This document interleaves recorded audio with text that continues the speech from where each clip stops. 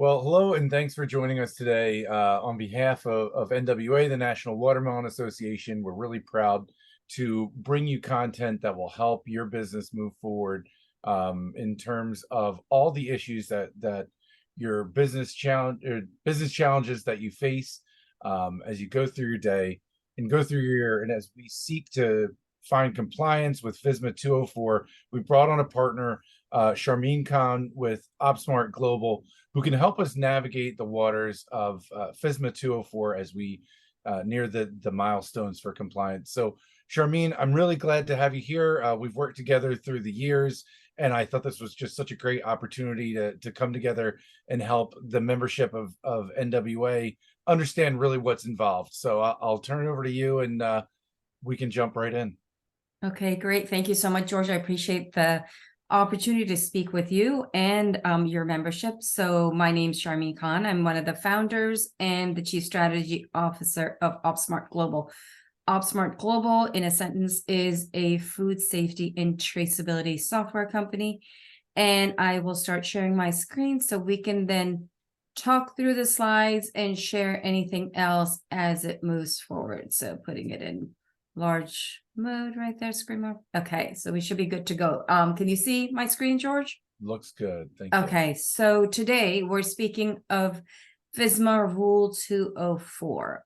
As all of you know, melons are on the list, and thus the need for this webinar to kind of dig deeper, understand what exactly FSMA is all about. So moving to the first slide, a little background is, so FSMA 204 is a law that was passed by President Obama way back when, sat on the books. Not a lot was done with it. More recently, we've heard of the new era of smarter food, thanks to Mr. Frank Yanis, who did amazing work for the food produce industry. That came into effect a few years ago. Most recently, on November 2022, it became a final rule and was published and is now known as FSMA Section 204. Section 204 referring to the food traceability list. So what is it? A FSMA 2 final rule is a requirement of additional traceability records for high-risk products that are outlined on the food traceability list. That includes products that are grown in the United States and products that are shipped in, such as blueberries, seafood, many things that come from overseas that we do not produce or grow in the United States. What does it require? It requires that you must keep records from store to farm or restaurant by product lot code, and we'll discuss that in greater detail as we move forward. The final rule is effective, became in effect in January 2023, but the compliance date, the date that you all will start being audited, will be January 2026. So you do have some time ahead of you. However, getting in compliance takes time because you have to take time away from what you're doing on your day-to-day business and make time to build in the requirements that FDA has put in. Yeah, I'm glad you took a minute to go through this because I feel like I did hear a flurry of information about this rule when the final rule was published, and kind of a lot coming up. And I feel like it kind of stopped at, all right, are you part of this? Are you not?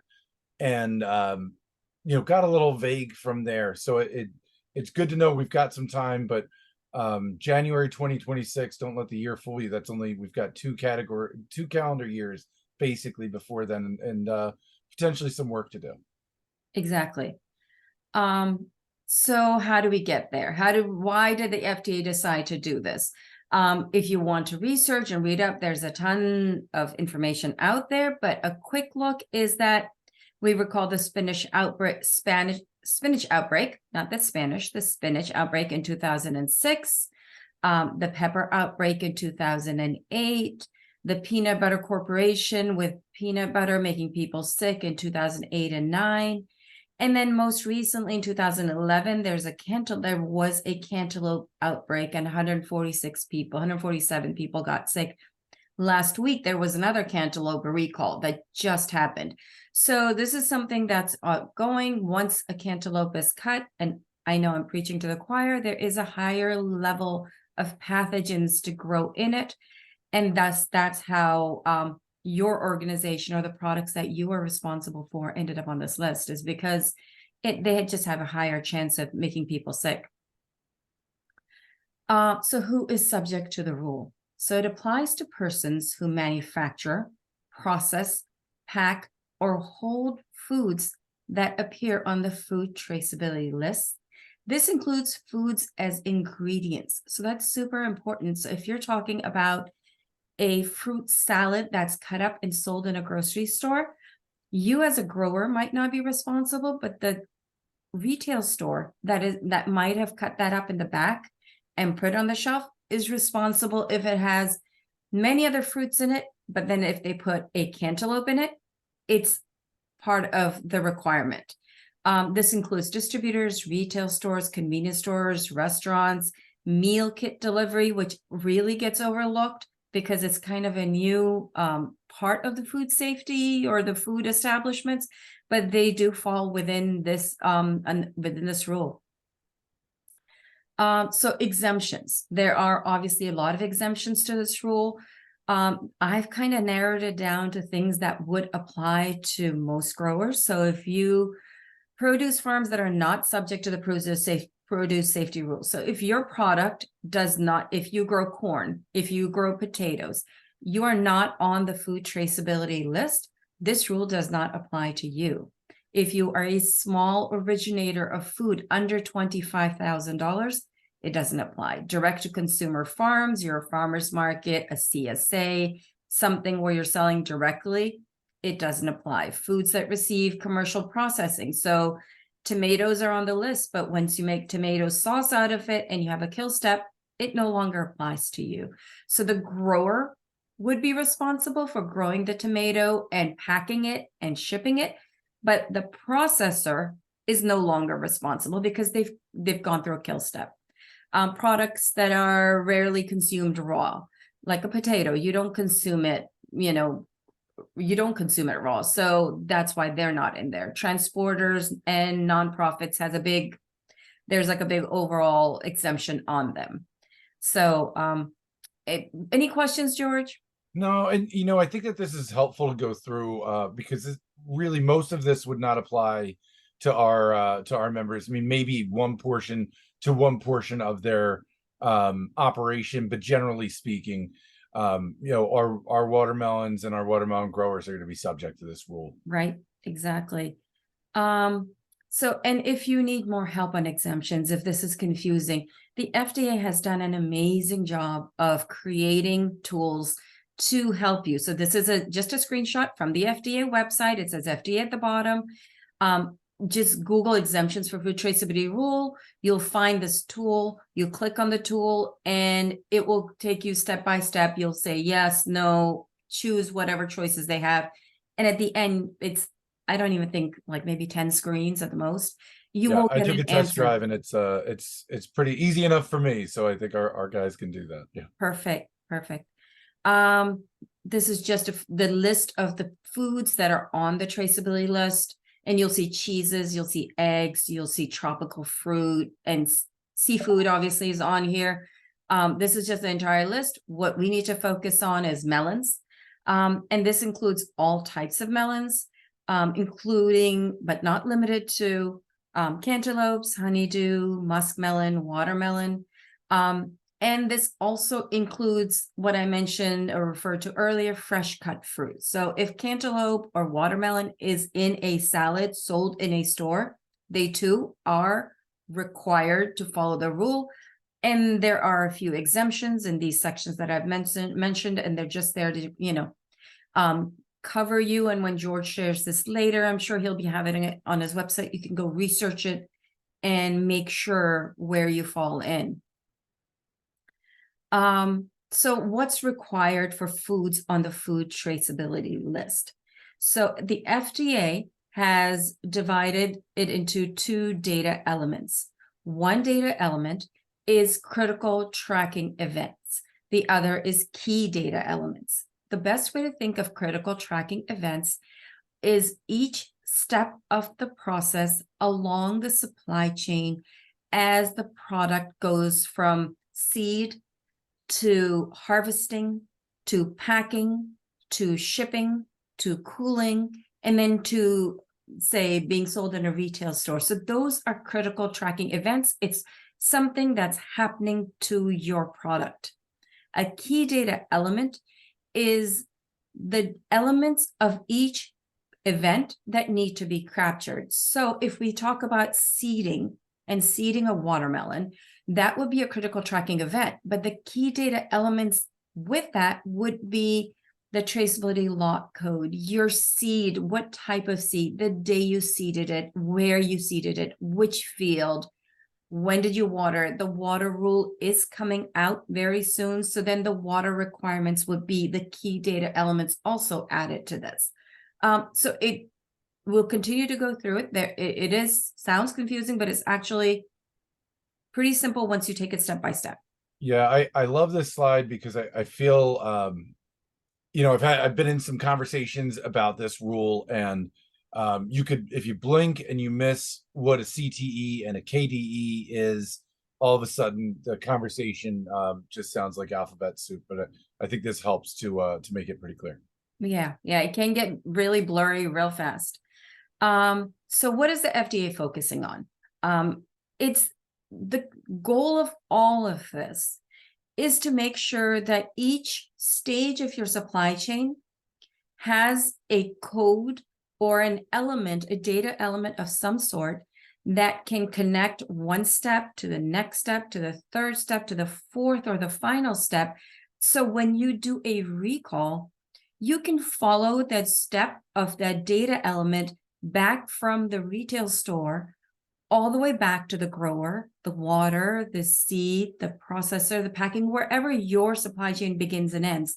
So that's what their focus is that keeping and sharing key data elements, the traceability lot code, the traceability lot source code, which is the same thing as a traceability lot code, but once it's shared one stage down, it changes from a lot code to a source code.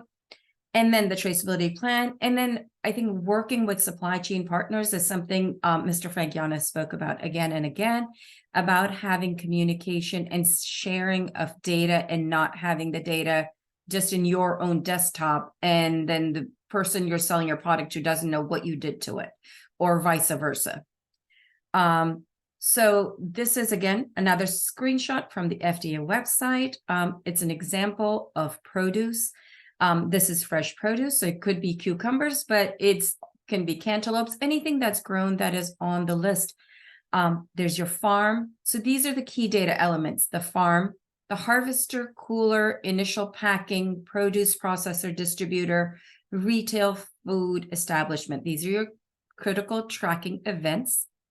Below each of these events is the key data element. So there's specific harvesting key data elements that the FDA wants you to track. I have another slide that discusses that in more detail. There's key data elements for cooling, initial packing, shipping. Now, the thing that is very key on this, if you see the little star on the initial pack and the little star on the produce processor, that is where the traceability lot code is assigned. So it's a traceability lot code source.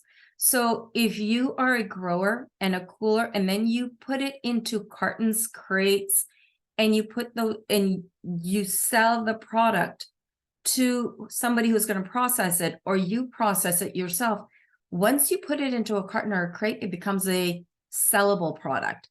At that point, you must assign it a traceability lot code. And we'll go into that also. And then if you are then processing it, say you're chopping it up, say you're dividing it in a certain way into smaller, you might have had it, initial packing might have been bulk. Your produce processor is then, instead of, 65 cantaloupes in that large carton, it becomes 3 cantaloupes in a bag. So, so then if you put it in a bag from 65 cantaloupes to 3 cantaloupes, you again have to assign it a second traceability lot code so that once it goes to distribution and retail store, the retail store can trace it back to the small bag, to the large bin, to the cooler, to the harvester and the farm. Confusing, George, or we're still good? Sorry, that we're still tracking, and I think it's a great slide because depending on who we're talking about from NWA's membership, people could apply to almost all of these. I mean, there are some of our members who are operating retail establishments too. That's obviously not typical. That's probably a a farm stand, but or something more on that level. But in general, most of those first 5 could be covered in a number of members.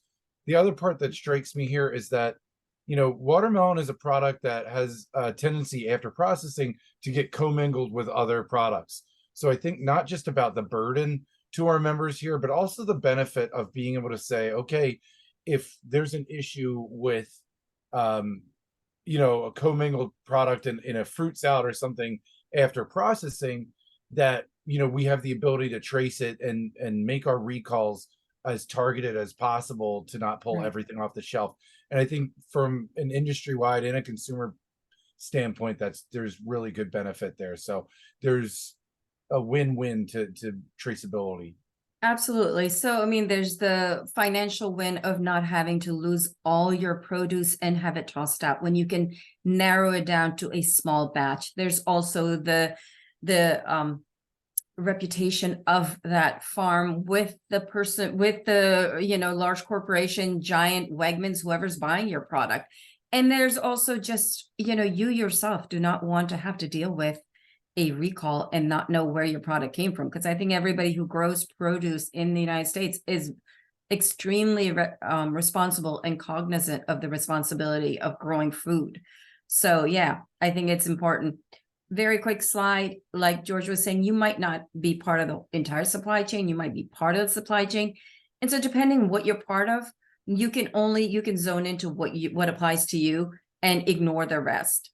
So this is that detail slide I mentioned about key data elements. So critical track events going down on the left, harvesting, cooling, initial pack, shipping, receiving, transformation. Across are the key data elements. Not all of them, but most of them that apply to each critical tracking event. So if you're harvesting, you need to know where you need to not just know, but you need to write it down where, or record, that's the word, is where your location, your produce was grown, the commodity description, if it is a cantaloupe, what type of cantaloupe, if it's a watermelon, what type of watermelon, the quantity, the unit of measure, the date, the farm location, the farm name, cooling before initial pack, where are you cooling it? Do you have cooling location, or are you just harvesting and are you giving it to a second party who has a cooling location and they're cooling it for you? Initial pack, the raw commodity, same thing. But if you notice all the way at the end is the traceability lot code. This is where it gets assigned. Again, at shipping, the traceability lot code is a requirement, and then so on and so forth, because it is the code that is the key, the link that will trace the product back to the initial pack. And when you get to initial pack, you can easily go to the farm where it was grown because it's a required key data element here.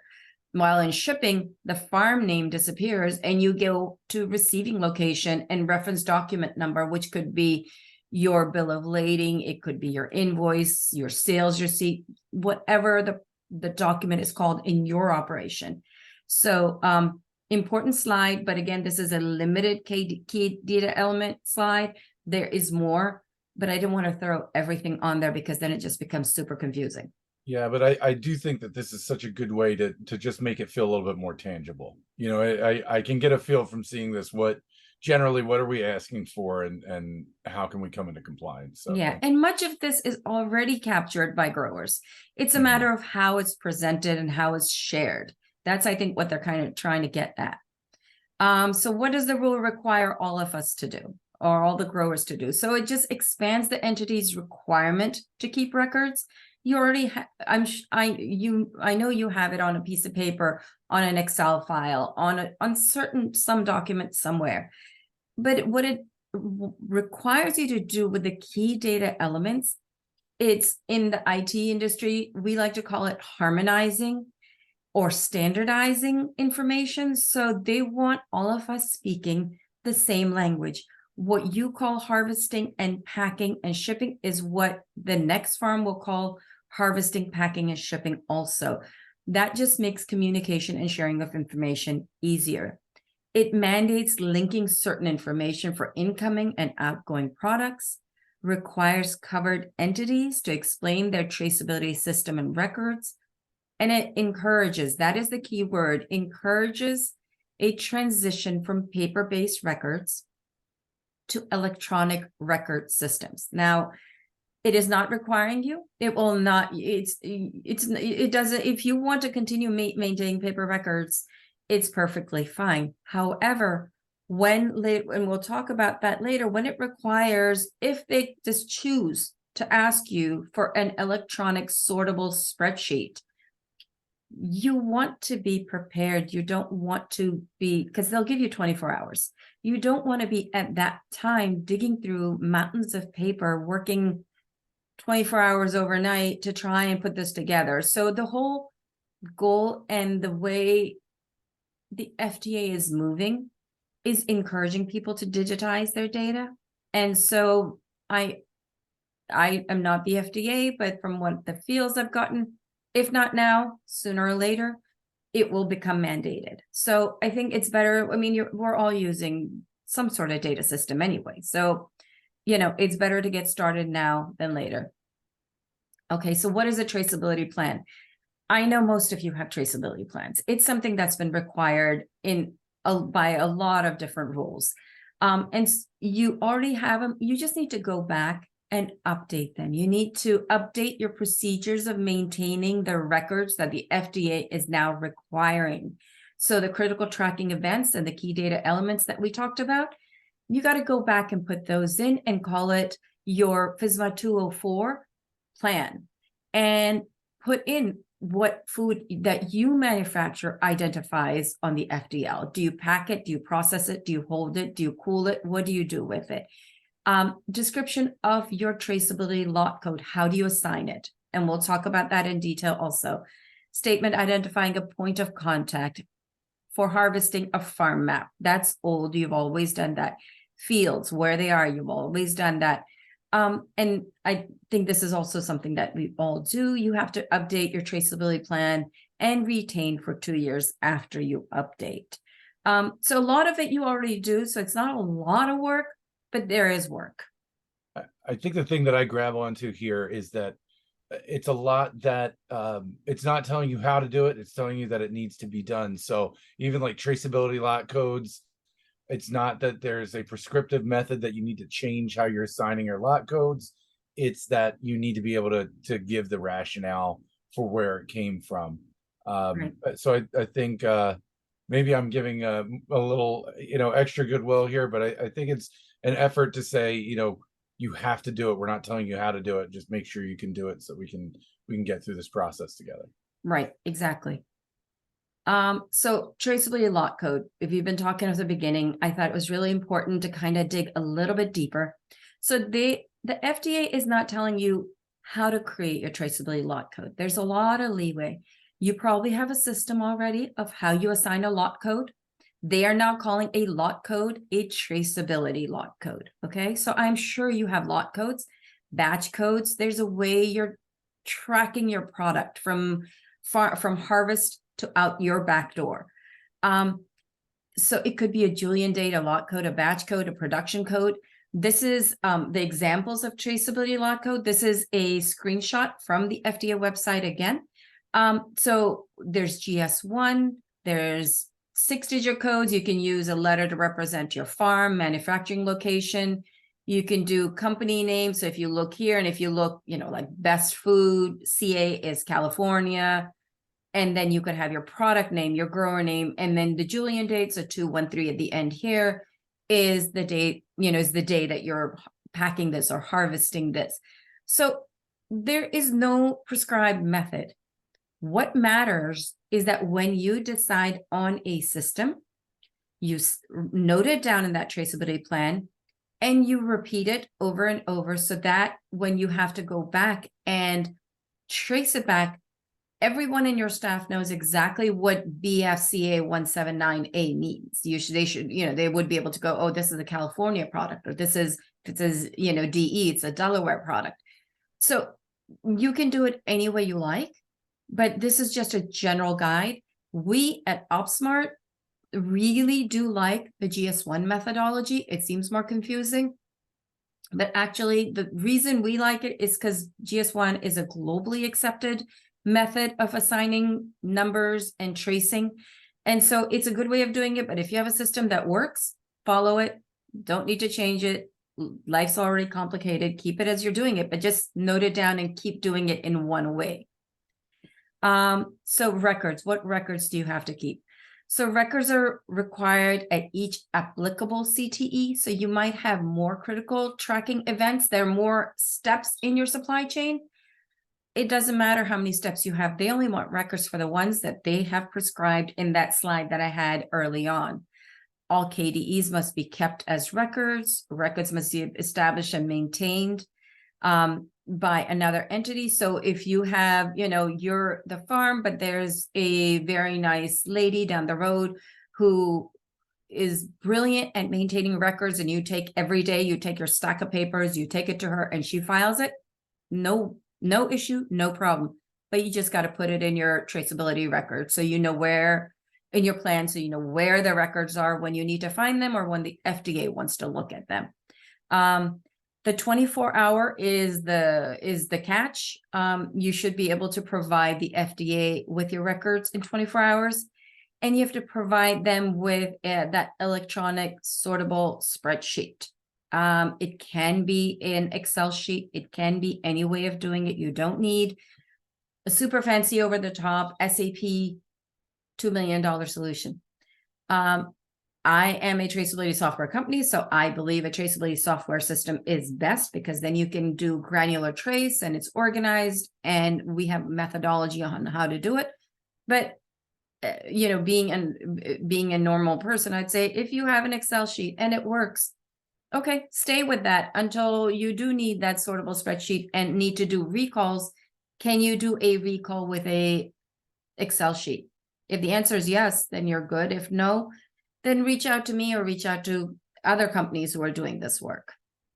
But the FDA's broad authority is that lot code. That's what they want to see.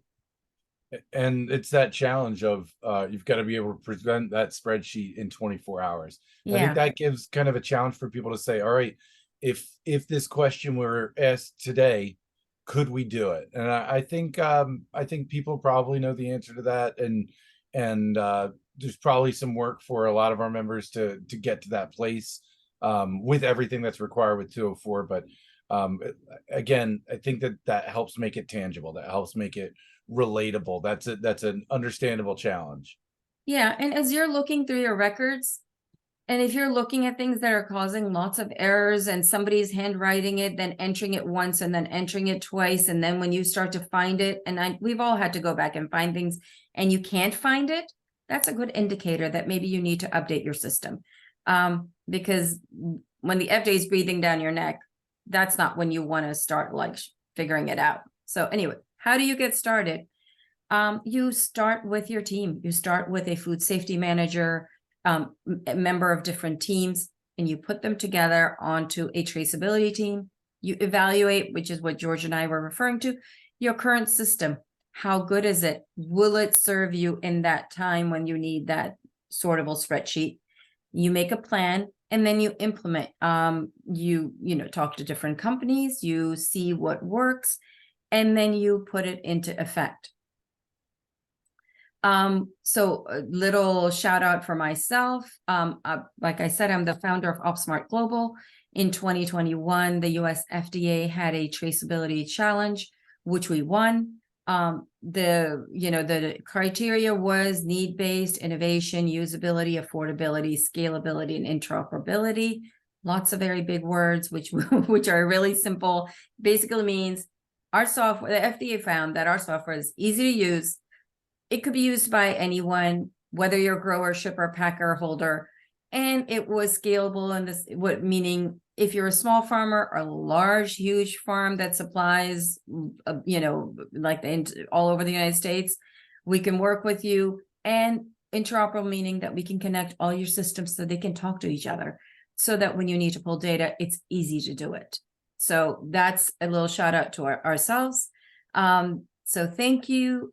This is a little QR code. My email is there, but if you scan the QR code, it will take you to my record will pop up on your phone, and you can hit save and save my record and send me an email if you want to talk about your system. I'm happy to hear and help.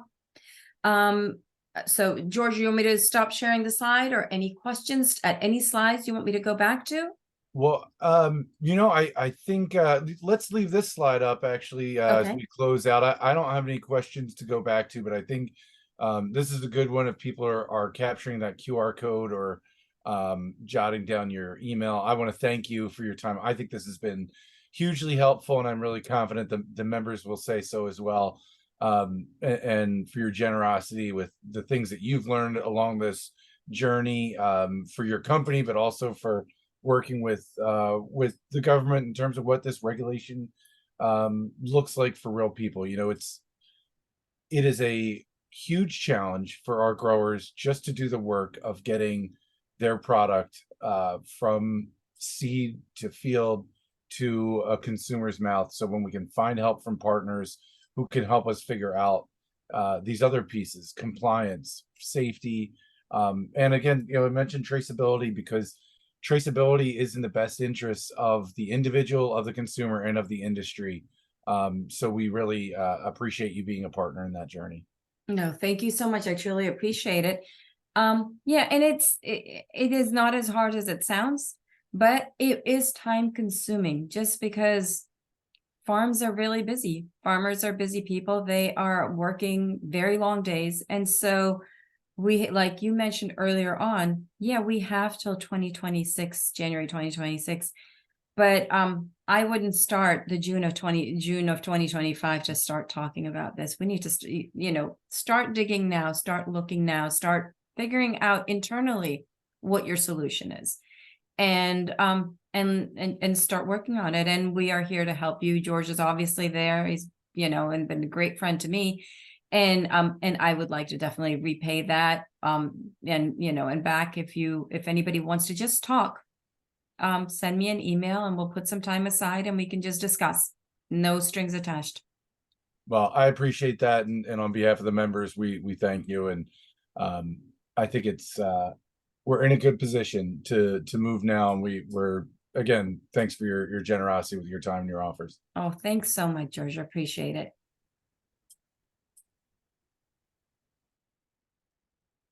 Okay.